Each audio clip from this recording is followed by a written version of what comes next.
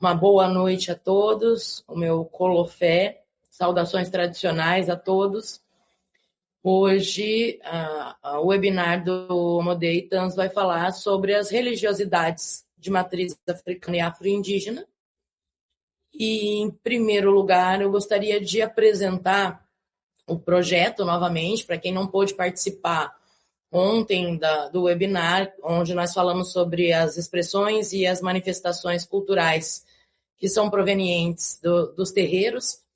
O projeto Homo Deitans, ele é um projeto que ele é aprovado pela Política Nacional Aldir Blanc, né, pelo edital estadual 001, o edital Multiartes.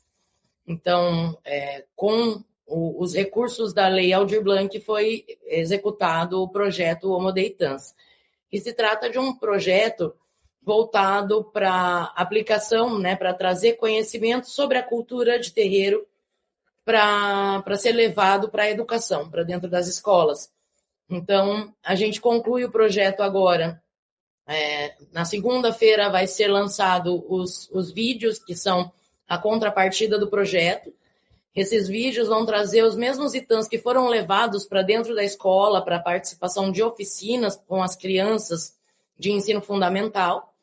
E foi gravado os vídeos para serem lançados aqui pelo YouTube. A data é até o dia 10 de março para ser lançado. A gente prevê que na segunda-feira serão lançados os vídeos do Homo Deitans. E outra contrapartida são, né, essas palestras aqui do nosso webinar, tratando um pouco sobre a cultura de terreiro, né, e o que a cultura de terreiro traz para a sociedade em geral, enquanto conhecimento para ser utilizado nas escolas, conforme prevê a Lei 10.639, do ano de 2003, que é uma lei que torna obrigatório o ensino da cultura africana e afro-brasileira nas escolas, além também da cultura indígena. Então, que estamos realizando esse webinar como última ação do projeto Homo Deitans, e o que eu trago hoje é a respeito da religiosidade, porque muito se pensa que a religiosidade de matriz africana ela vai se resumir somente a Umbanda e o Candomblé, e hoje eu quero trazer um pouquinho da diversidade cultural religiosa que tem, que vem proveniente da África, né? Então, eu começo apresentando o nosso próprio terreiro, né? Eu sou Yalorixá, mãe de santo do Ilê Axé e Baonio Pará, Templo Natural Axé Flor de Ouro e Maria Padilha. Somos um terreiro praticante do Candomblé, da nação Nagovodum. Nagovodum seria um braço do Jeje.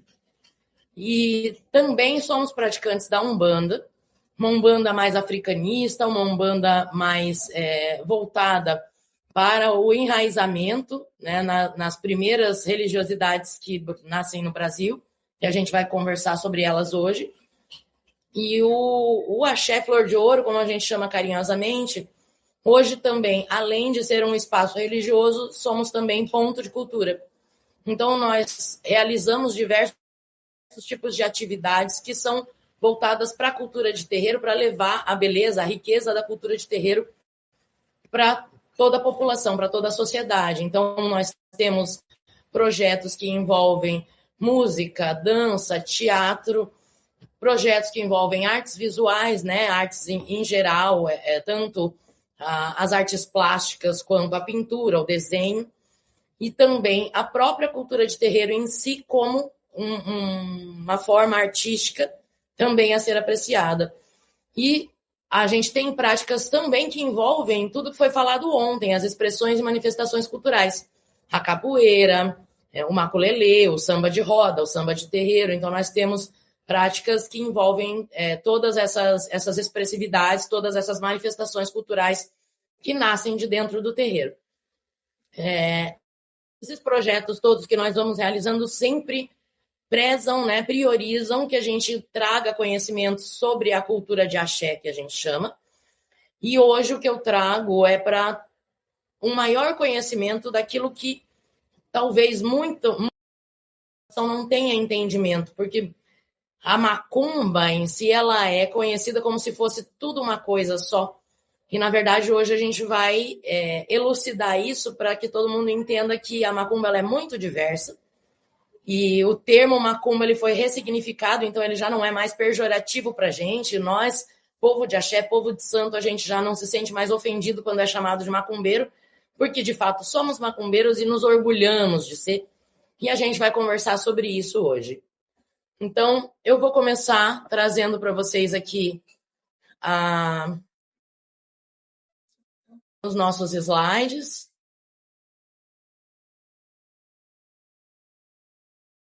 Eu gostaria de saber se todo mundo consegue visualizar.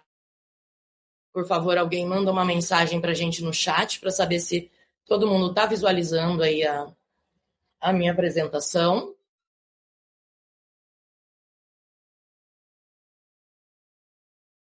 Não aparece?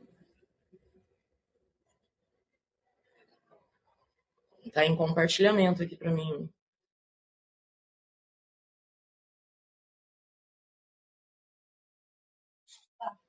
Está aparecendo?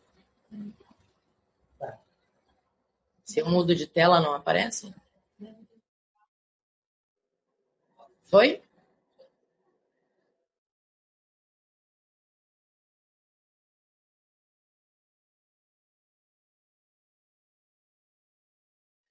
Ótimo, estou vendo aqui nos comentários que estão visualizando.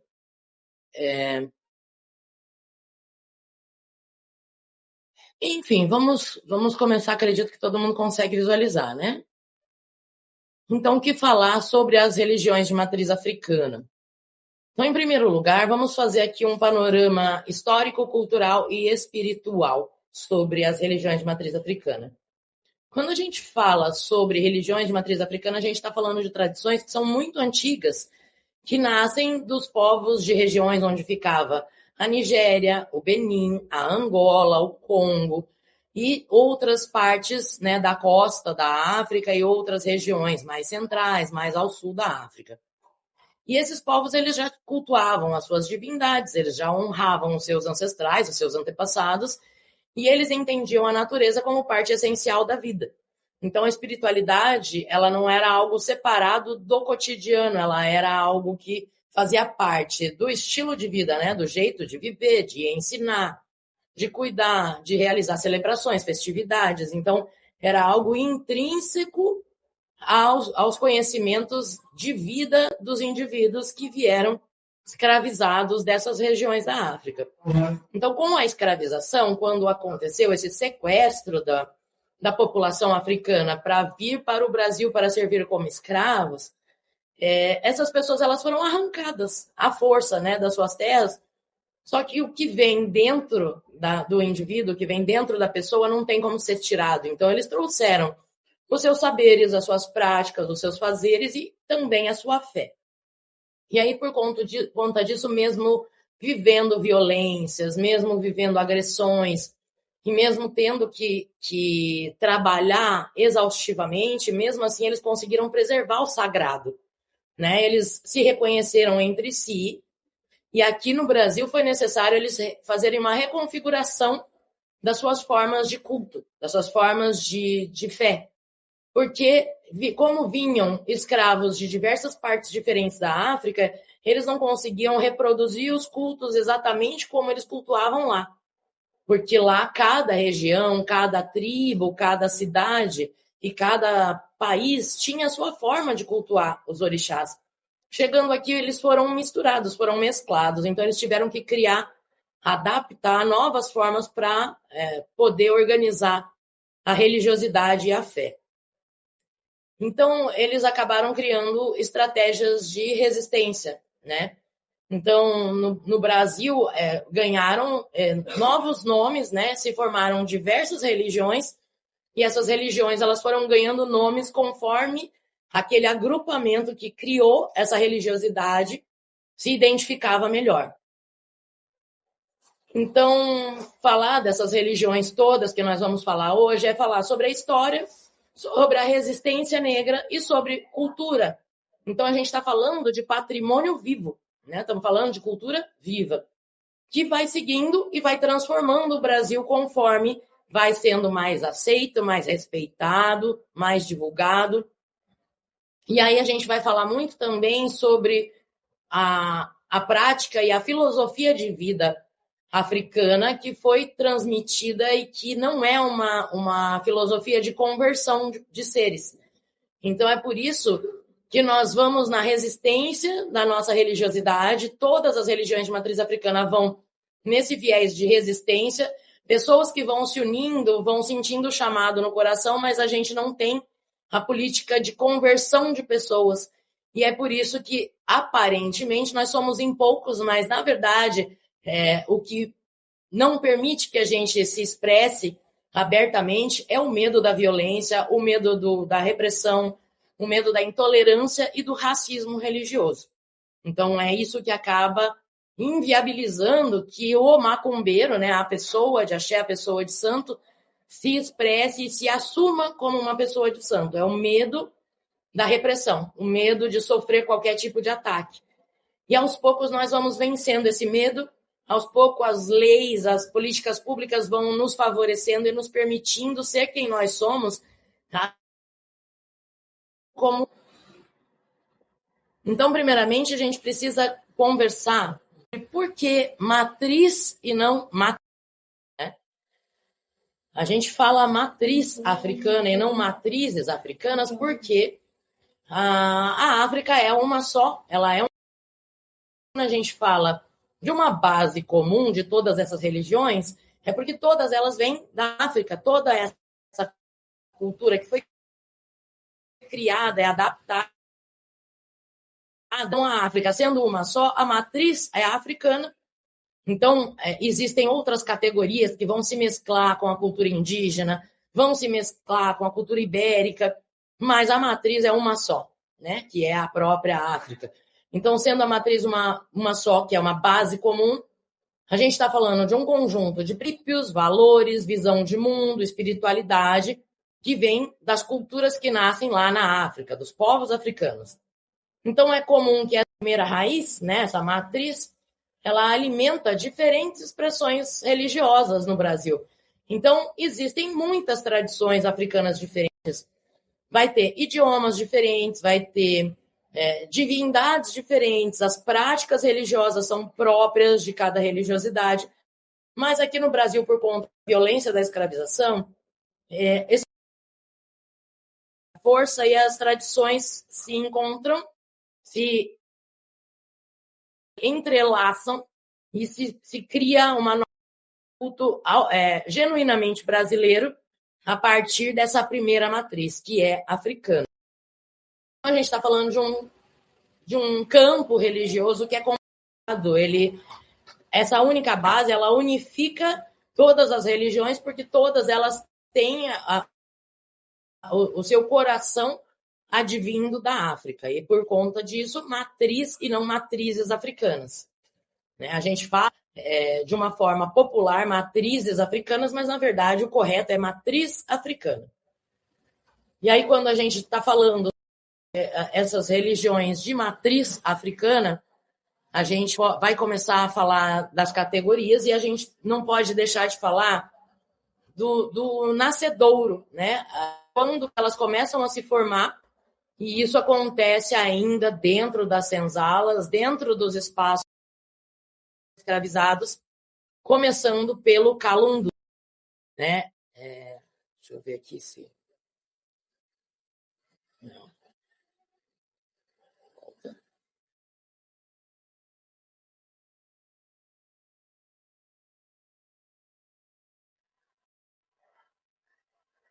Aqui, não, é a próxima. Isso. Aí. Parei a transmissão? Parei, né? Deixa eu voltar a transmitir. Desculpa, gente, estou aprendendo também a lidar com tecnologias, não me levem a mal. Então, antes da gente falar do calundu, vamos falar sobre essas categorias, né? Como a matriz é africana, dentro das categorias nós vamos ter as religiões que são afro-brasileiras, que mistura a cultura africana e a cultura local. Temos a afro-ameríndia, que mistura a cultura africana, a europeia, a ibérica e a indígena. E a afro-indígena, que é somente cultura africana e indígena. Então, vocês vão ver que as religiosidades de matriz africana, elas vão ser ou afro-brasileiras, ou afro-ameríndias, ou afro-indígenas. Vamos falar disso no decorrer, quando for passando as religiosidades. Então, antes da gente começar a falar dessa primeira religião que eu quero apresentar, a gente vai falar do Kalundu. O Kalundu é uma religião hoje já extinta, né? Começou com o nome Lundu, e era o nome que o Lundu era o nome que os portugueses davam para a dança, que a gente conversou ontem, não sei se todo mundo lembra, a gente falou sobre o semba, né? O semba, que era a umbigada, que depois virou o samba, acabou se tornando a religiosidade que os brancos, os senhores, né, coloniais, colocaram o nome de Lundu. Então, ela foi criada por africanos vindos de Angola e do Congo. E aí, essa mescla de africanos de Angola e Congo dentro das senzalas, fazendo lundus. Na verdade, era um nome que foi dado pelos brancos que... A corruptela Kalundu, ela vem de um aportuguesamento do quimbundo. E aí acabou virou Kalundu, e esse Kalundu significa espírito magnetizado, como se estivesse atraindo espírito por magnetismo. Então, existe também esse entendimento de que Kalundu vem dessa linguagem do quimbundo, de Kalundu ficou Kalundu, que seria quimbundo. Então, tem esses dois entendimentos sobre a palavra, né, que é o nome do Kalundu, que é a primeira religiosidade, a primeira expressão religiosa africana que começa a ser cultuada dentro das senzalas. E aí, ali, em volta do século XVII, XVIII, ali finalzinho do XVII, começo do século XVIII, o Kalundu virou um termo para designar todo tipo de festa, dança, culto, religiosidade, tudo que fosse expressão africana. Toda vez que os escravos estavam em comemoração, era momento que os escravos estavam fazendo calundus. Então, ficou conhecido isso, né? Aí, inclusive, isso foi para os quilombos, onde houve um pouco mais de liberdade. E aí eles começaram a mesclar conhecimentos da África, e nos quilombos eles começaram a mesclar conhecimentos indígenas, né? A questão de expressividade religiosa indígena, a expressividade de ser como uma primeira forma de expressão religiosa. Então, o Kalundu seria uma religião mãe de todas as religiosidades que cultuam orixás e divindades africanas.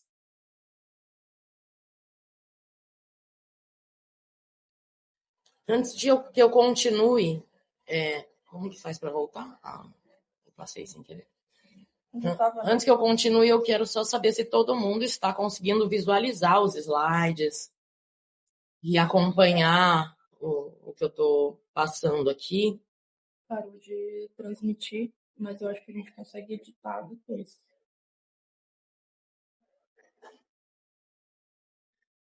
Tá travando, tem gente mandando mensagem dizendo que tá travando. Não, eu não parei de compartilhar, né? Aqui para mim parece que tá compartilhando.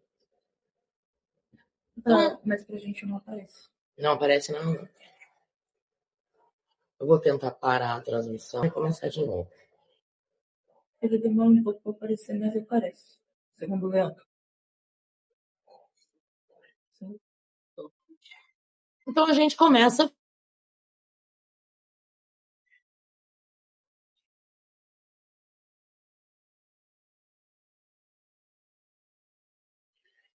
Todo mundo está conseguindo ouvir e visualizar, né?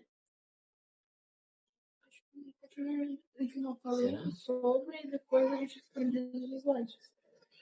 Tá, vamos só ver se eu trocando de tela aparece. Tá dizendo que a conexão está instável. Tem um alerta aqui de que a conexão está instável.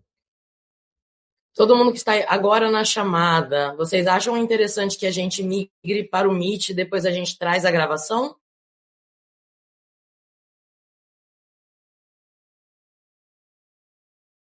Tá travando bastante.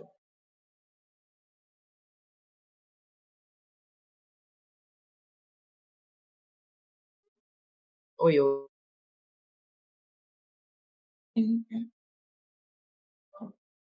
Tá todo mundo concordando em migrar pro Meet. Então, nós vamos migrar para o Meet. E aí, minutos que eu ponho aqui no YouTube para quem não pôde assistir, para que possa assistir posteriormente, tá certo, pessoal? Desculpa o atrapalho, a gente está aprendendo a usar essas tecnologias agora, mas posteriormente a gente vai disponibilizar o vídeo aqui pelo YouTube, tá bom? Então a gente vai encerrar essa transmissão e aí a gente retoma o Meet.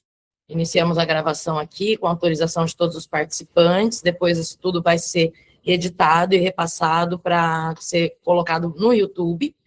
Então, antes da gente começar a falar do tambor de mina, que vocês estão vendo na tela, eu quero falar das características em comum entre as religiosidades de matriz africana. Então, em primeiro lugar, falamos da filosofia de vida, né? Todas as religiões de matriz africana entendem que o sagrado está ligado à natureza, aos ciclos da vida e à energia que move o mundo. Então, a espiritualidade, ela não está separada do cotidiano. Em todas as religiões de matriz africana, o dia a dia do membro, né, do adepto, ele envolve diretamente a natureza e a forma de expressividade no mundo, quem eu sou no mundo e do que eu participo. Todas elas têm essa característica em comum.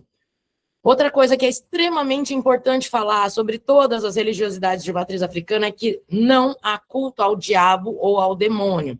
Isso vem da cultura cristã, e o bem e o mal, dentro das religiosidades de matriz africana, eles são vistos como equilíbrio, né? São fatores humanos. O equilíbrio, ele envolve a evolução do ser humano. Então, estar dentro do bem ou dentro do mal é uma necessidade de equilíbrio do ser humano, e não existe uma figura específica, uma divindade que seja a responsável pelo bem e o mal. O bem e o mal, ele é inerente ao ser humano.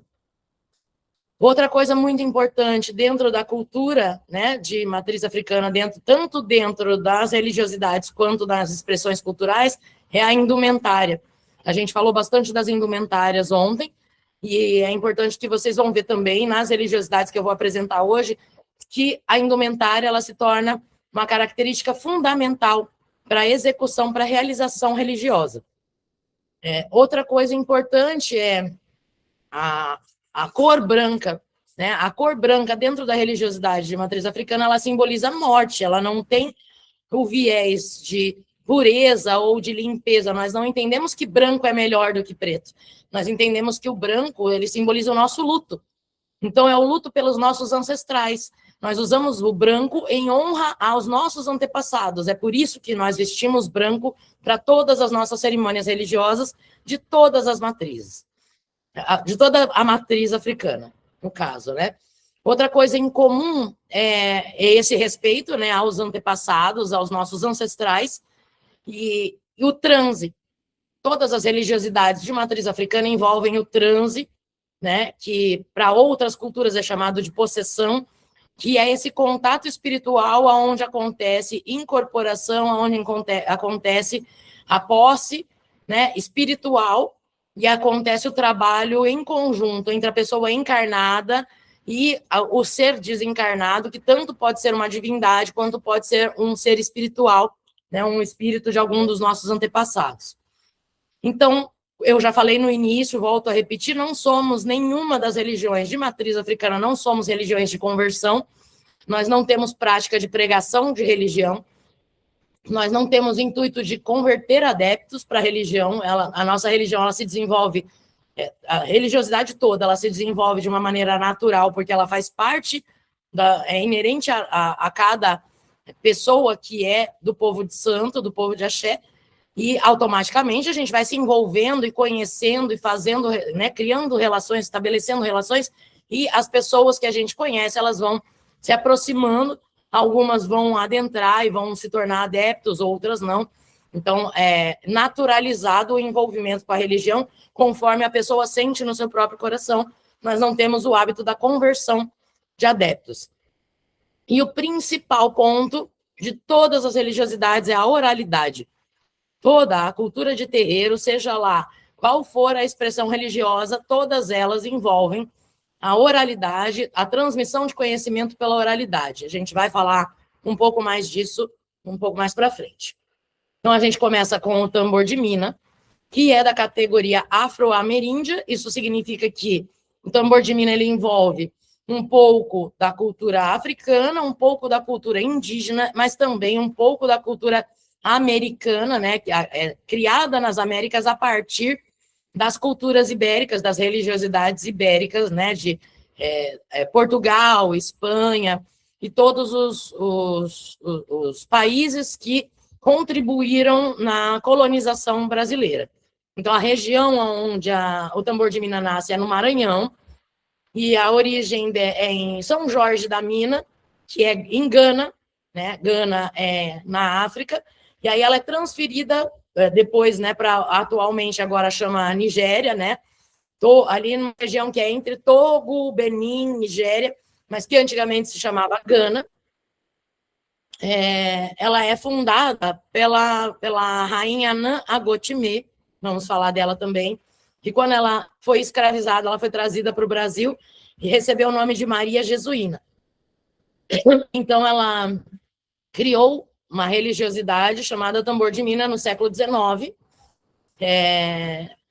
O culto do tambor de mina ele é de voduns, né, que são divindades africanas similares aos orixás, e também de gentis e caboclos, né, porque vai mesclar a cultura indígena, aonde a mescla entre o africano e o indígena é chamada de caboclo. Então, esses caboclos que trabalham no tambor de mina são chamados de pássaros, ou também de caboclos d'água, e também são conhecidos como mouros, porque os mouros na Espanha também vão congregar ali com os africanos e os indígenas, e por conta disso é mesclada toda essa cultura. É uma religiosidade que é baseada no matriarcado, então são as mulheres que têm esse papel de hierarquia, né, como sacerdotisas, que são chamadas de vodunces, e tem a prática da encantaria, onde o foco central são espíritos encantados, que se acredita que foram reis, rainhas, príncipes, heróis lendários, e também espíritos que não chegaram a encarnar na Terra, que são espíritos realmente encantados. E o ritual, ele começa com ladainhas católicas, né? Então ele traz também a cultura da ladainha católica, e ele se desenvolve, como dissemos ontem, tudo é baseado no tambor. Então, toda a religiosidade de matriz africana, ela envolve o tambor. Então, o tambor de mina, ele é crucial, ele é essencial para a realização dos rituais. Vou falar daqui a pouco um pouquinho sobre esses tambores, que são chamados de abatás. E os homens tocam os tambores, né? Então, exclusivamente homens, que são chamados de abatazeiros. E esses toques do tambor de mina são para invocar esses espíritos encantados. O transe no tambor de mina também é chamado de gira, assim como na Umbanda, por exemplo. E essa possessão dos espíritos, ela acontece durante esses toques de tambor. E as entidades, né, esses espíritos, eles vão dando voltas no sentido anti-horário, né? E esse circuito de dar voltas em sentido anti-horário é chamado de gira. Assim também é em outras religiosidades, a gente também vai falar sobre isso um pouco mais para frente. E aí, o tambor de mina ele vai ter toques específicos, e um dos principais é o tambor da mata, né? E ele é um toque de cura, é um toque ritual para cura. Então, o tambor de mina, ele envolve também um pouco do xamanismo, por conta dos toques de tambor envolverem o processo de cura das pessoas que participam e das pessoas que procuram o tambor de mina.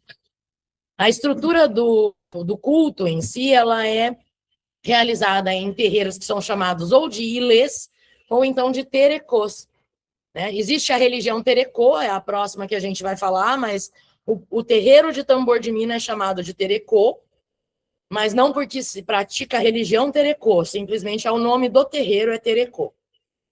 E também existe um forte sincretismo, né? A comparação das divindades e dos encantados com os santos católicos e com as crenças indígenas. Então, por exemplo, a Santa Bárbara, ela é crucial também, de extrema significância dentro do tambor de Mina. O tambor de Mina, ele é uma nação própria, né? Então, há quem diga que o tambor de Mina é um candomblé diferenciado, porque ele vai cultuar tanto essas divindades de matriz africana, né, as divindades negras que vêm ali da Nigéria, que antigamente era chamado de Gana, como ele também vai cultuar esses encantados que são espíritos. E como o culto é familiar aos voduns da Nigéria, né, as divindades da Nigéria, ele é entendido também como uma nação, como se fosse uma das nações do candomblé. Então isso acaba parecendo um pouco confuso, mas ali naquela região do Nordeste, o tambor de Mina é mais conhecido e mais praticado do que o candomblé. Então ele é um culto que, quando se cantam as cantigas em africano, elas são intraduzíveis, porque quando se busca na linguagem africana não se consegue traduzir, porque eles acabaram realizando misturas de linguagens, né? Mistura do indígena com o africano, com um pouco de português, e essa mescla acaba sendo intraduzível. E, além de tudo isso, eles ainda envolvem ladainhas em latim, né? Então, parece uma salada muito grande, mas no entendimento do tambor de Mina, tudo isso é encantado e tudo isso casa entre si. Uma das figuras principais do tambor de Mina é o cururupu, e dentro do culto existe toda essa parte de encantaria que eu falei, que seria a parte do xamanismo, que envolve caboclos de água doce e caboclos de água salgada. Seria uma forma de divisão, né, de água doce e água salgada, os caboclos que trabalham no tambor de Mina. E essa festividade do cururupu seria uma festividade dessa feitiçaria encantada, que vem do xamanismo, e a casa principal de tambor de Mina, a mais expressiva, é a Casa Fante Achante. A Casa Fante Achante pratica tambor de Mina e hoje também, né, decorridos os séculos, ela também pratica o candomblé. Então, ela é uma casa de axé muito conhecida no Brasil, né, uma das casas matrizes de candomblé, que também pratica o tambor de Mina. E aí a gente fala um pouco sobre Nã Agotimé, que foi quem criou o tambor de Mina. Deixa eu passar aqui. A Nã Agotimé, ela foi uma das 8 esposas do rei Agonglo, e ela teve um filho chamado Gapke. Esse Gapke era para ser o herdeiro do rei Agonglo, mas, além disso, ele já tinha um enteado que chamava Adandozan. E Adandozan, quando o pai morre, né, quando o rei morre, ele resolve tomar o trono, ele resolve se tornar o rei. Então, como ele realiza isso? Ele vai extraviar a vida do herdeiro, Gapke, e vai vender Nã Agotimé como escrava para o Brasil. Então, ela vem para o Brasil como escrava, enviada pelo próprio enteado, o filho do rei que tomou posse do reino. Quando Gapke se torna adulto, ele retoma o reino, né? Ele guerreia com esse próprio irmão, e ele retoma o reino. Inclusive, ele manda um presente a Dom Pedro no Brasil para tentar resgatar a sua mãe. Mas nisso ela já tinha se estabelecido no Brasil, ela mesma já tinha conseguido comprar a própria alforria, e ela fundou uma comunidade em diáspora. Ela levou de África para a região ali do Nordeste, né, a religiosidade, e foi a partir disso que se criou o tambor de Mina. Então, o terreiro dela se chamava Querebentã de Zomadonu, a famosa Casa das Minas, e a Casa das Minas é uma casa de culto a Vodum, que vai desenvolver o que hoje é chamado de candomblé, mas, primeiramente, o tambor de Mina. E, segundo informações, o culto de tambor de Mina, ele começa a diminuir na Casa das Minas a partir do falecimento de mãe Dene de Tolepon em 2015. Né? Nos dias atuais, a Casa das Minas ela pratica só candomblé, já não tem mais tambor de Mina. Então, eles houve a criação do tambor de mina, né? Isso foi se constituindo para o candomblé, e quando morreu a mãe dele, infelizmente, aí se perdeu o costume, o hábito do tambor de mina. Porém, existem outras casas de tambor de mina em todo o Nordeste que são enraizadas na Casa das Minas, que hoje já não toca mais o tambor de mina e só toca candomblé realmente. Então, a Nã Agotimé é uma rainha africana, né, uma rainha de Gana, que veio ao Brasil escravizada, e aqui ela trabalhou, e ela, através do extrativismo, ela conseguiu esconder, né, ouro para conseguir comprar a sua própria alforria, e assim ela comprou a alforria de outras pessoas também da mesma senzala, né, da mesma região que ela, e ela funda, então, essa Casa das Minas, que é em São Luís do Maranhão, e ela se torna, então, até hoje, até os dias de hoje, reconhecida, renomada e reverenciada como a Rainha de Dois Mundos.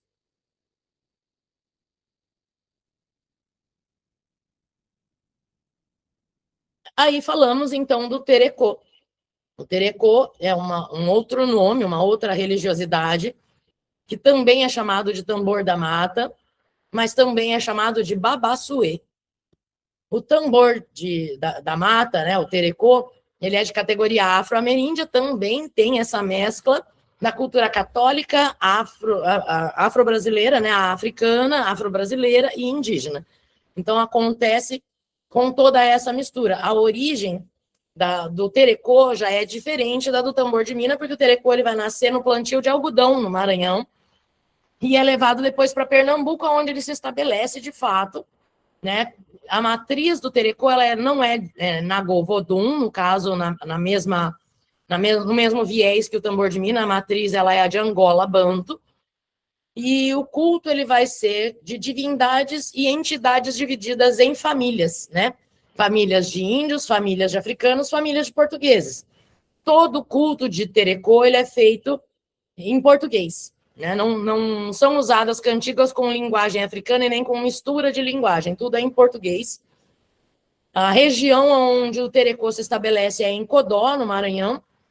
O Codó hoje tem em torno de 300 a 400 terreiros de terecô, e o terecô ele é uma expressividade religiosa muito grande no Maranhão, principalmente ali em Codó. Então, o nome terecô ele vem de uma mistura de teleco, que significa celebrar, comemorar, né? Teleco, eu acho que minha pronúncia de Angola é péssima, desculpem. E aí, essa palavra, né, significa celebrar, comemorar, e aí esse é o nome que ganha a religiosidade, por conta da celebração e da comemoração.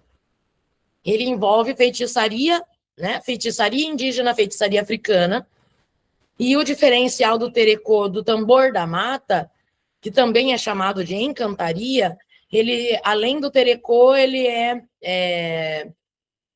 de origem banto indígena, então ele tem um pouco menos de expressividade de Angola, muito mais usado o português, né, a língua brasileira. Só que, diferente do candomblé, o terecô ele vai ter fortes elementos indígenas, né? Então, o culto a caboclos, os caboclos são chamados de voduns da mata, né? Então, o caboclo ele é reconhecido como um vodum, como uma divindade no terecô. E aí também tem essa questão de encantados versus orixás, porque os transes acontecem com os encantados. Como, por exemplo, nós temos o seu Légua Bogi, Pedro Angaçu, Rei Camassadô, que são nomes que puxam, né, para a dicção, né, para a linguagem mais banto. São entidades que viveram na Terra, viveram no Brasil e se encantaram na religião após a morte. E aí são invocadas para trabalhar no terecô. O terecô também é conhecido por ter as suas origens no babaçu, né, no plantio e colheita do coco babaçu. Historicamente, ele vai surgir dessa prática das fazendas de algodão e da mata do coco babaçu, na região ali de Itapecuru, Os primeiros toques, eles acontecem escondidos no meio da mata, então por isso ganha o nome de tambor da mata, que depois vai se tornar terecô. E uma coisa interessante do culto do terecô é o babassuê. Babassuê é uma diminuição de encantaria de Bárbara Soeira. Bárbara Soeira, ela é uma encantada, né, que existe dentro do culto, e Bárbara Soeira ficou Barba Soeira para depois virar Babassuê. Como o terecô nasce no plantio do coco babaçu, também se entende que é babassuê porque nasce dentro da plantação do babaçu. E outros entendem que é por causa da encantaria dessa encantada chamada Bárbara Soeira. E aí acaba virando babassuê, por causa de Bárbara Soeira. Então, o babassuê, desculpa, o babassuê é como se fosse uma religião dentro da outra. Né? Ele vai ter esse grafismo, né, babassuê, ou também tem quem chama de barbassueira, e a Bárbara Soeira, ela é uma líder espiritual encantada, que vem do Jejinagô. Então, isso vem do tambor de mina para dentro do tambor da mata, né, para o terecô, e acaba virando uma encantaria de babassuê, que é uma outra religião dentro do terecô. É complexo, gente. Tem uma religião que está dentro da outra, que pratica outra. É mais ou menos isso, a forma de religiosidade de matriz africana no Nordeste. Vocês vão ver isso nas outras que a gente vai falar também. Então, o babassuê é uma expressão sincrética, né, por causa da Bárbara Soeira, e a raiz é na mina, né, no tambor de mina do Maranhão. E ela é uma forma de encantaria que cultua espíritos da natureza, são seres humanos que foram divinizados, que foram considerados divinos, e aí eles se tornam encantados e passam a ser cultuados, reverenciados no terecô. Então, a religião do terecô ela é muito praticada em Codó, no Maranhão, e acaba transformando Codó num polo religioso de matriz africana muito forte. O tambor de mina, ele tem a sua instrumentalidade, né? E os instrumentos, os tambores do terecô, não do tambor de mina, já falamos. O tambor do tambor de mina é chamado de abatá. Já o tambor no terecô é chamado de guma. Então, o guma vem de uma diminuição de engoma, porque engoma, nas línguas banto, seria o tambor ritual. Né? Então, no terecô é chamado de guma, seria um abrasileiramento de engoma. Então, o conjunto de tambores usados nas cerimônias é o coração da religião. Né? Então, mesmo que o terecô acabe sendo confundido com umbanda, confundido com o tambor de mina, ele tem essa particularidade, né? E é uma religião que é patriarcal, ela vai ter uma indumentária semelhante à batina de padre, então o sacerdote é sempre masculino, né? Os pais de santo, né, os sacerdotes são chamados de mestres.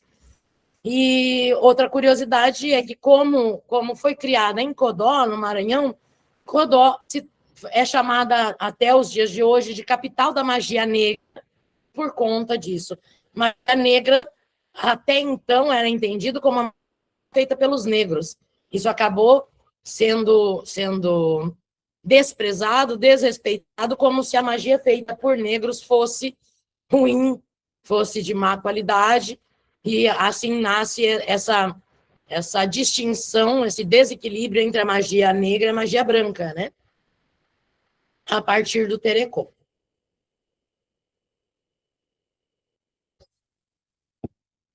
O sacerdote, né, o mestre mais importante do terecô é Bita do Barão. Bita do Barão é uma personalidade, ele é um líder icônico dentro do terecô e é considerado até os dias de hoje o maior feiticeiro do Brasil. O Bita do Barão, ele é o pai de santo, hoje é entendido como pai de santo, chamado de pai de santo, mas ele é o feiticeiro mais famoso do Brasil, hoje o pai de santo mais conhecido em todo o Brasil. Se você pesquisar maior pai de santo do Brasil, vai aparecer o Bita do Barão. Por que ele chama Bita do Barão? Olha que interessante, ele recebe o apelido de Bita na infância, porque Bita significa cabrito, né? Bibita, bibito, e aí ele vira o Bita por causa de cabrito. Por quê? Porque ele era um garoto espoleta, serelepe, ele era muito agitado. Por quê? Porque quando ele já tinha 5 anos de idade, ele já via e ouvia espíritos, ele já se comunicava espiritualmente, e já aos 5 anos de idade, Bita começa a trabalhar espiritualmente e começa a incorporar espíritos. E esses espíritos que o Bita começa a trabalhar começam a ajudar as pessoas, começam a resolver problemas e realizar curas. E a entidade principal do Bita é o Barão de Guaré, né? Um espírito que se denomina Barão de Guaré. Então ele se torna o Bita do Barão, porque a principal entidade que ele incorpora é o Barão de Guaré.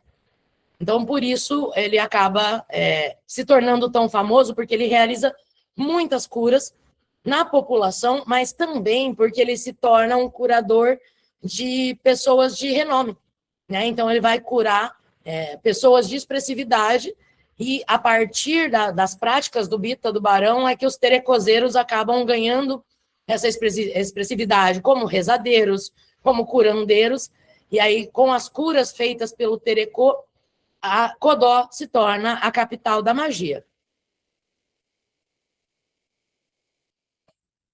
Tá todo mundo conseguindo acompanhar? Tá bacana?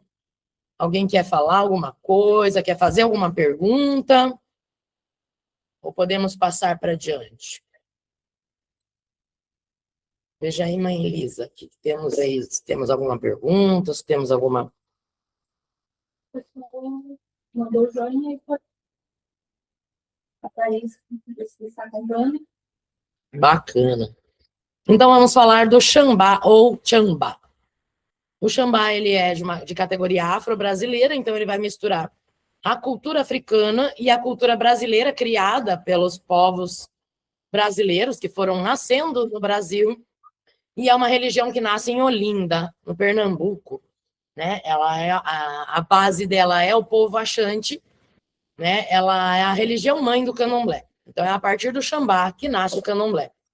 Ela tem uma vertente única, tá? Ela é um candomblé diferenciado, porque é praticado em família, passado de geração em geração, e só existe um único terreiro de Xambá, né? Não existe ramificações de Xambá, é um terreiro só.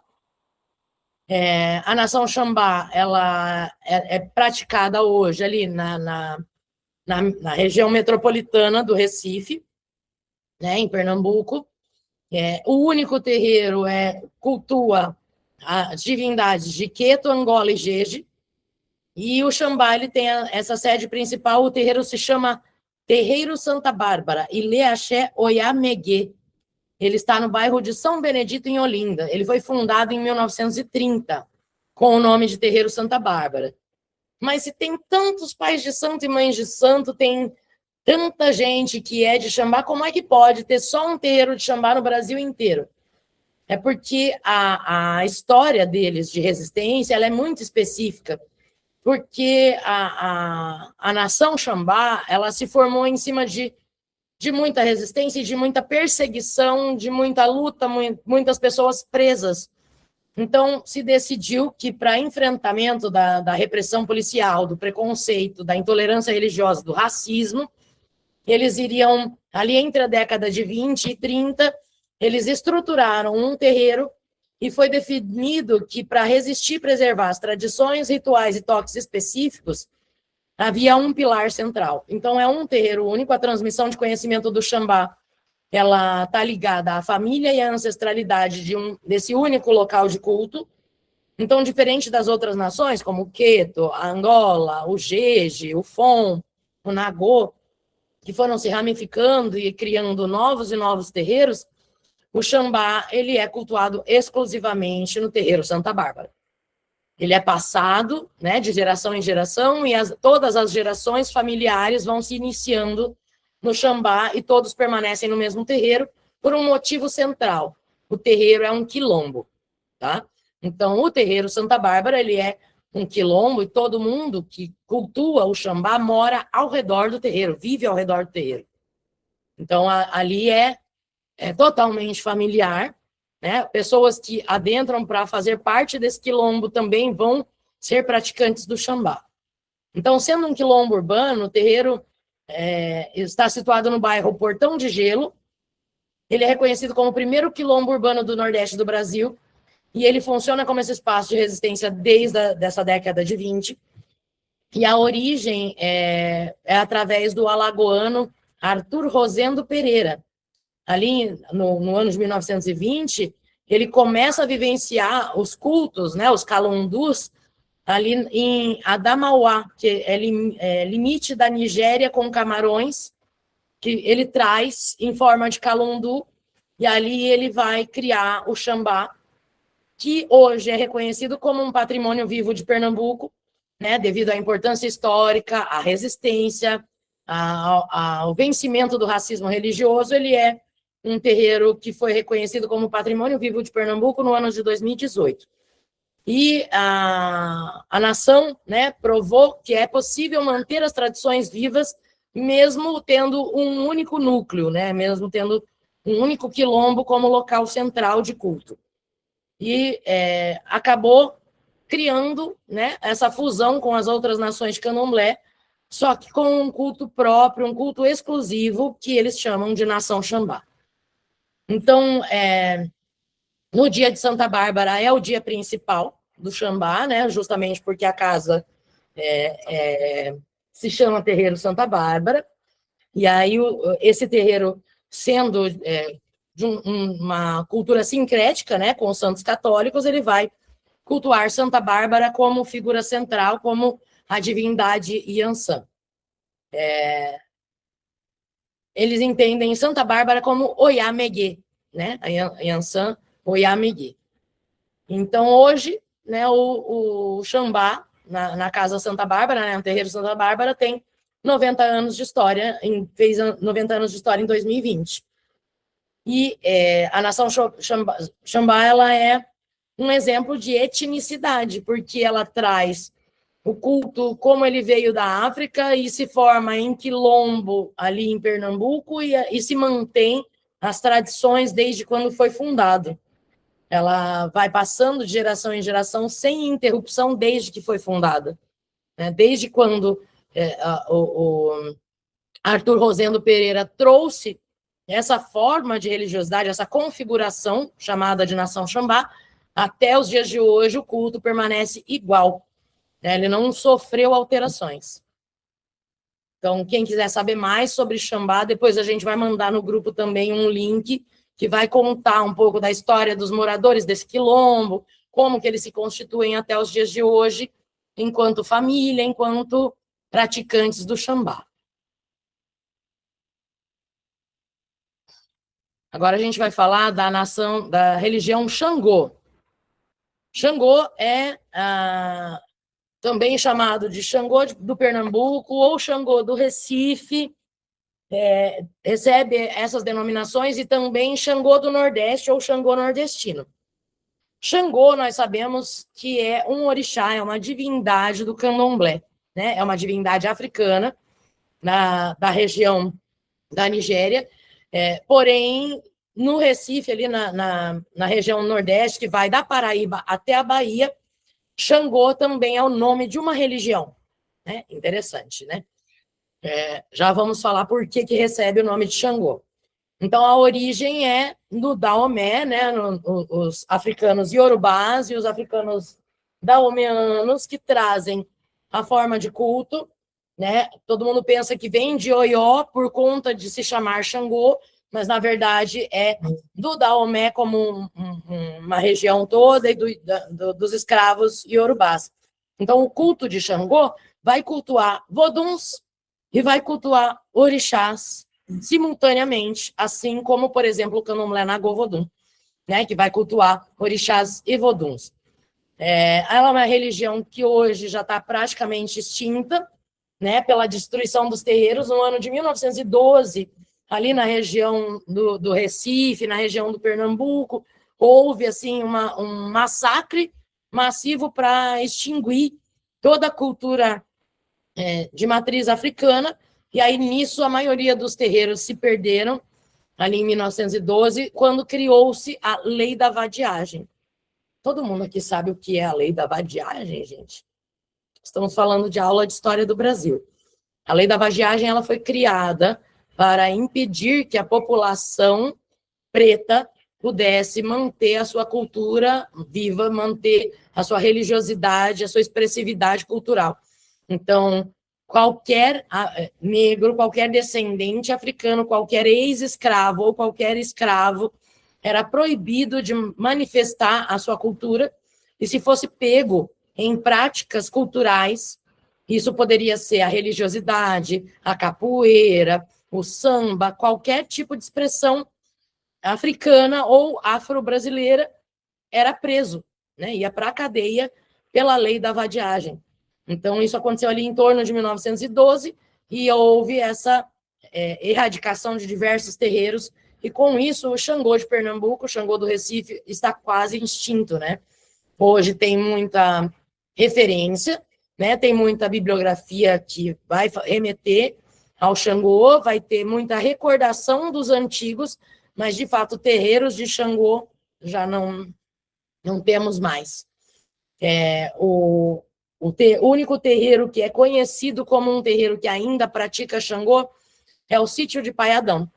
Né? O Sítio de Paiadão ele é conhecido como um dos maiores terreiros do Brasil, e a gente já vai falar sobre ele, né?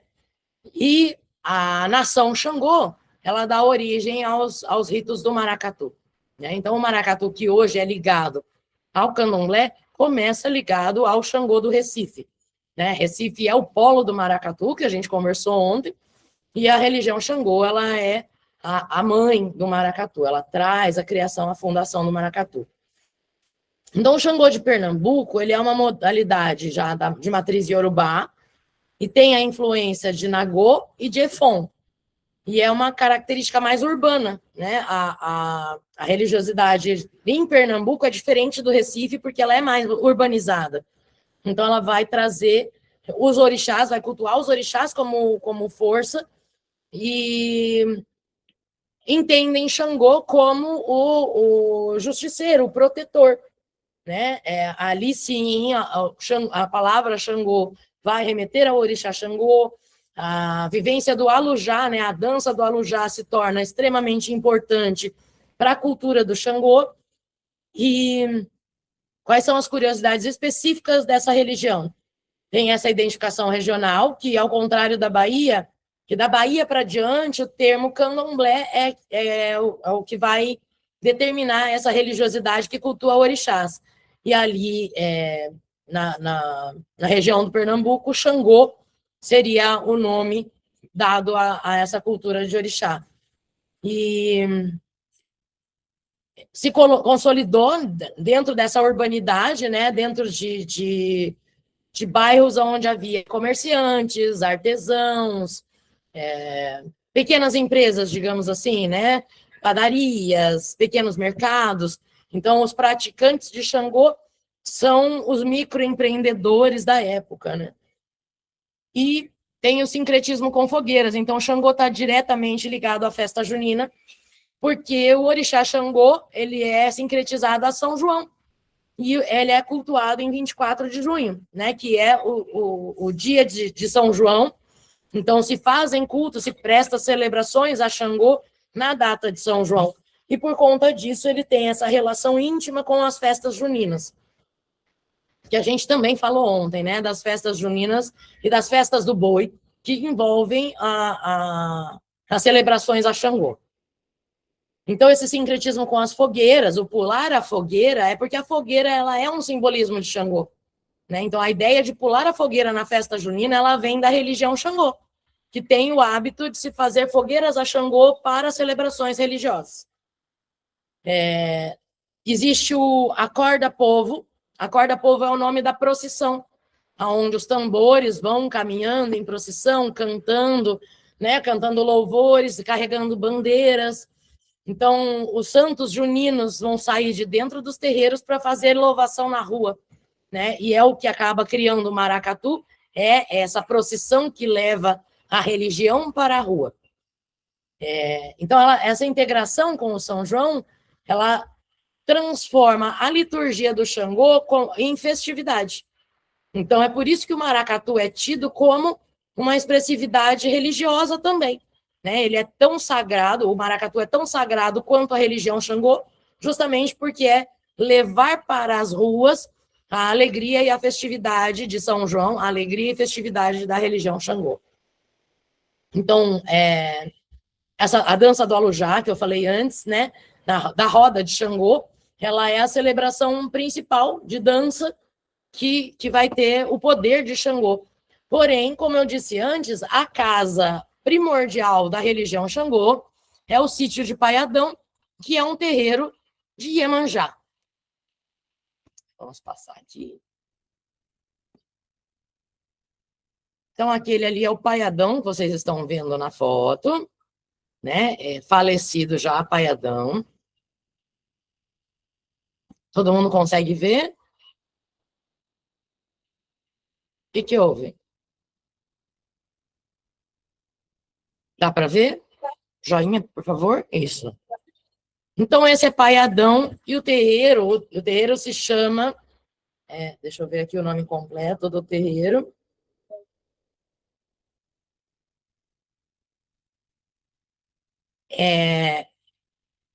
Ilê... Só um minuto. Gente, perdi o nome completo do terreiro.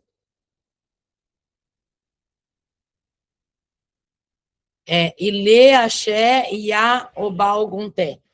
O terreiro é fundado pela tia Inês, chamada de Ifatunikê, Ifatinuquê.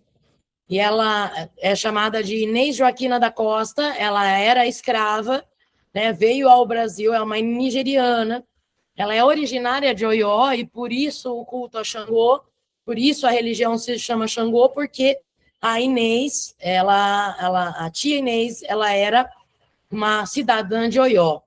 Na África, conforme o local onde a pessoa vive, ela é consagrada àquele orixá.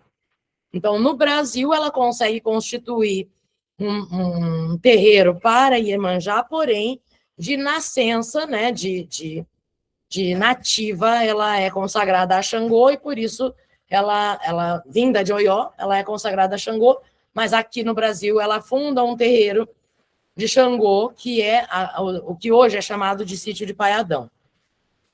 O Sítio de Paiadão, ele é um terreiro tombado, né? Hoje ele tem... ele é tombado como patrimônio do IFAM. Agora eu estou perdendo minhas informações aqui, gente, mas eu sei que ele tem mais de 150 anos de existência, né? E a outra procedência de escravizados que fazem parte do Sítio de Paiadão é de Abeokuta, também na Nigéria. Então, ele a religião que começou a ser cultuada era o Xangô do Nordeste, e depois foi se tornando o candomblé, foi se mesclando ao que hoje é chamado de candomblé. Então, hoje, no sítio de Paiadão, se pratica tanto o Xangô quanto o candomblé. Muito mais expressivo o candomblé. O Xangô agora é mais memória, né, do terreiro. Então, a tia Inês, quando ela veio da África, ela trouxe com ela 2 sementes de iroco, né? Então, ela plantou essas sementes da gameleira branca, que é o iroco, que são as árvores mais antigas de iroco que existe no Brasil. Gente, para mim sumiu tudo aqui da minha tela. Tá tudo preto.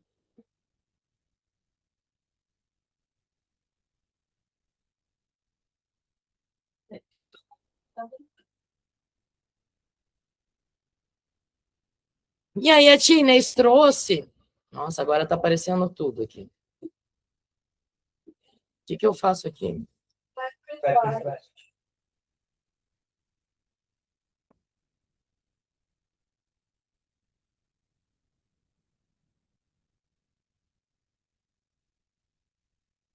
Então, a tia Inês trouxe essas 2... Ué, como é que eu...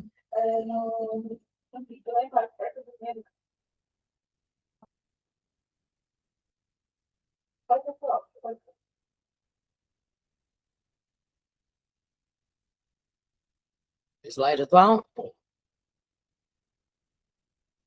Oi? Todo mundo consegue ver? Perfeito. Então, a chinês trouxe essas duas sementes de iroco, ela plantou, e o iroco mais antigo no Brasil.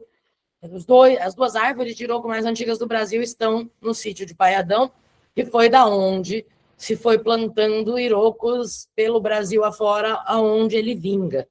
Todo mundo diz que iroco se planta e não se vê crescer a árvore, porque ele leva muitos anos para crescimento, e a pessoa que planta, somente os netos vão colher o fruto.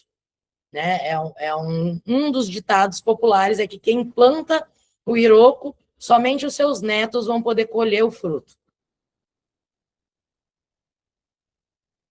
Então, essa é a curiosidade sobre o sítio de Paiadão. Hoje, o sítio de Paiadão é um grande ponto de cultura, um dos primeiros pontos de cultura existentes de matriz africana no Brasil, e é também patrimônio cultural pelo IFAM. Continuamos, então, agora vamos falar sobre o jaré.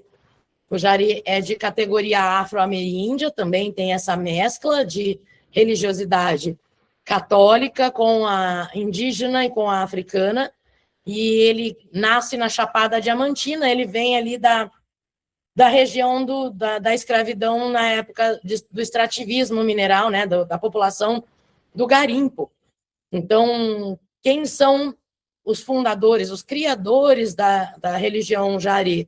São os garimpeiros, né, escravos garimpeiros, de origem banto, principalmente. E aí o jaré ele vai nascer ali na Chapada da Diamantina. Ele é uma variante de candomblé, ele pode ser considerado uma variante de candomblé, mas ele é uma mescla ali de banto e nagô, né, de cultura banto com cultura nagô. E é uma mistura interessante de umbanda, candomblé, catolicismo rural, que é o das benzedeiras, o das curandeiras, né?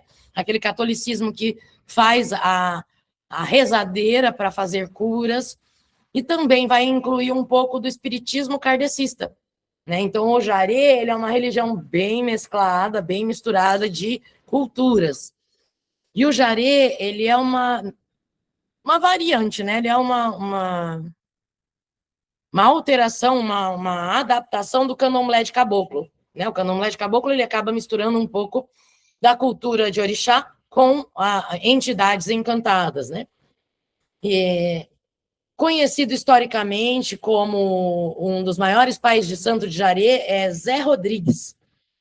E Zé Rodrigues ele foi chamado de Mestre Zé Bumba, e ele foi influenciado profundamente pela religião que acontecia, né, pelo calundu que acontecia no Quilombo do Remanso, em Lençóis. E outro líder importante também do jaré é Gildazo Batista de Oliveira, que ficou conhecido como Pai Gil. O Zé Rodrigues ele é conhecido como um dos pilares do jaré na Chapada, né? E o Zé Bumba ele é filho do Zé Rodrigues, e é a liderança do Quilombo do Remanso. E o Pai Gil de Ogum, ele é um dos líderes da região do Terreiro da Capivara, o nome do terreiro é Terreiro da Capivara, que depois é passado para Paiarão, que não sei se já é desencarnado, mas a princípio Paiarão é o atual pai de santo do Terreiro da Capivara. O sacerdócio é mais masculino, né? Então, o sacerdote não é chamado de pai de santo, é chamado de curador, e o ritual é chamado de trabalho. Inclusive, na Umbanda, os rituais de cura, os rituais de benzimento, de solução de problemas são chamados de trabalho por conta dessa vertente do jaré. Então, o primeiro terreiro registrado de jaré foi fundado em 1949, e o jaré ele tem essa localização restrita, não existe jaré em mais nenhum outro lugar do Brasil. Ele vai ter presença ali nos municípios de Lençóis, de Andaraí, e ele vai começar ali no século XIX com o garimpo. Ele é restrito a essa região do garimpo. Ele está enraizado nos itãs, nas lendas das lavras diamantinas. né? A lavra diamantina é o período ali da extração de diamante, que acontece ali no século XIX, e isso molda a cultura local toda, inclusive a religiosidade. Por isso é que tem essa mistura da católica com toda essa vertente que hoje é chamada de Umbanda e Candomblé, que é a mescla do indígena com a mescla do africano. Tudo isso faz parte da cultura ali da Serra do Sincorá, né? Então, não existe jaré em nenhum outro lugar do Brasil, só na Chapada Diamantina. Não se tem conhecimento de jaré ter sido levado para nenhum outro lugar do Brasil. Ele recebe, então, essa influência de Angola, né, e do Banto e Nagô, e aí, diferente, por exemplo, do candomblé baiano, além dos orixás e dos caboclos, os garimpeiros também, como antepassados, acabam sendo cultuados. E aí o ritual de jaré é chamado de brincadeira, né? O momento de culto do jaré é chamado de brincadeira e pode durar muitas horas, pode varar noites. Então, uma das coisas, dos fundamentos principais do jaré é o consumo do quiabo. O quiabo, ele se torna um alimento extremamente importante no jaré e principalmente é um fundamento religioso que não é nem transmitido. Só os membros, né, as pessoas que participam do jaré que sabem o fundamento do quiabo. E a estrutura também é chamada de terreiro, né, ou também é chamada de casa de santo. E aí o destaque é o peji. Para o candomblé, peji é o local onde são armazenados os assentamentos de orixás. No jaré, o peji é o altar, que na Umbanda é chamado de congá. Então, também é chamado o espaço onde ficam os atabaques e aonde as entidades vão dançar é chamado de pagodor. Não é como no candomblé, que é chamado de pagodô. É chamado de pagodor. Por conta do sotaque da Chapada Diamantina, fica pagodor. Então, o jaré hoje é patrimônio cultural do Brasil, né? A consulta no jaré, as pessoas que vão para assistir os trabalhos de jaré, são consulentes que são chamados de revistado. A consulta é chamada de revista. Então, a pessoa passa por uma revista para que a entidade, né, na hora da brincadeira, que é o culto do jaré, as entidades vão fazer revista nos consulentes, que são chamados de revistados, para entender quais são os males daquela pessoa e praticar a cura.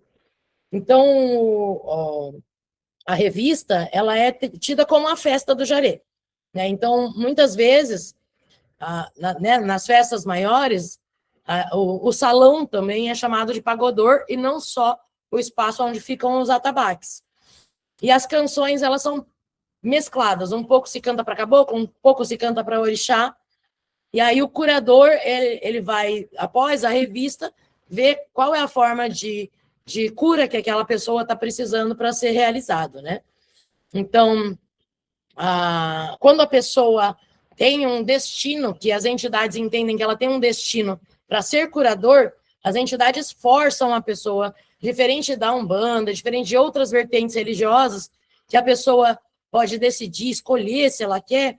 No jaré, quando a pessoa tem o destino, ela é forçada, ela é induzida a assumir a sua espiritualidade. E a palavra jaré, nesse sentido aí de forçar a espiritualidade, ela está relacionada um pouco com a ideia de que jaré, já na língua indígena, o entendimento de jaré é cair no chão,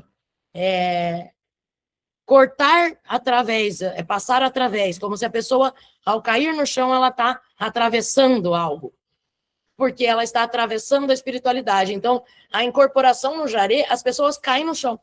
Quando ela cai no chão, significa que a entidade se manifestou. E aí, essa manifestação, a entidade vai levantar do chão, e a partir daí ela vai começar a fazer o trabalho de cura, né? Que é chamado de revista na hora da consulta. Então, acontece realmente a queda. A pessoa no jaré, ela cai no chão, e aí essa queda é chamada de jaré. A pessoa está em jaré porque ela caiu no chão e recebeu o guia, né? A entidade que vai trabalhar com ela. E essas entidades são chamadas de caboclos. Então, essa queda, ela também é entendida como um momento de cura, é um descarrego, uma limpeza espiritual. Quando a pessoa, enfim, consegue cair ao chão, significa que ela já foi descarregada e que ela já está em contato com um espírito superior. E a tradição mais marcante do Jaré, ela é essa questão da cultura indígena, da prática da cura. Então, essa queda do Jaré, ela é quando o espírito vai tomar a pessoa e quando acontece a cura. E as pessoas que vêm para consulta, para passar pela revista, elas vão receber essa cura. Né? Elas vão passar por rituais até que elas caiam também no chão, que é o momento que termina a cura. Então, isso é sobre o Jaré.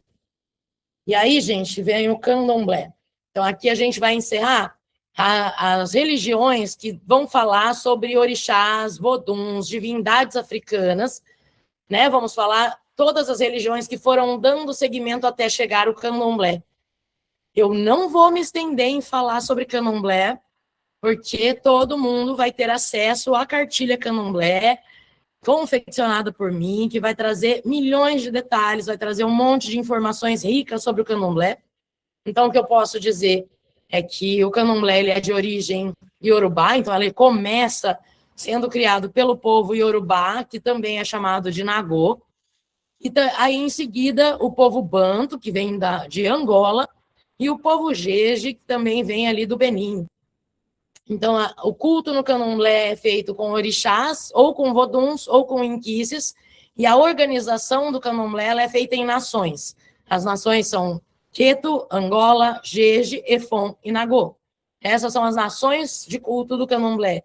Existem candomblés que vão mesclar essas nações, e existem candomblés que tentam ser o mais puros possíveis, sem a mistura de nações. O ritmo, né, o ritual todo é realizado com atabaques, com danças, e o candomblé é uma religião iniciática, né, ele demanda que a pessoa se inicie para passar a ser reconhecida como um candomblecista, e é uma religião que ela é estruturante de todas as outras religiões afro-brasileiras, é ele quem dá o aparato todo das religiões afro-brasileiras, e aí eu convido a todos a conhecer a cartilha candomblé, né? Ali está o link da cartilha, que pode ser acessada virtualmente, tá? Todo mundo vai poder acessar a cartilha, depois a gente manda no grupo do webinar, para todo mundo poder acessar a cartilha. A cartilha candomblé ela vai falar sobre a dança, sobre a música, sobre a hierarquia religiosa, sobre cada um dos orixás cultuados no candomblé, os principais orixás, a sua simbologia, como é a vivência. Então, a cartilha candomblé ela é bem completa, é um material, inclusive, voltado ao público infanto-juvenil, que pode ser usado na escola. Ele vai ter atividades, inclusive, atividades infantis para serem feitas junto com as crianças na escola, então é um material que dá para levar para a escola, mas também é um material de conhecimento profundo sobre o candomblé. Tá? Então, não vou me aprofundar demais para falar sobre candomblé, porque senão a gente ia amanhecer aqui. E aí, espero que todos acessem a cartilha candomblé para conhecer.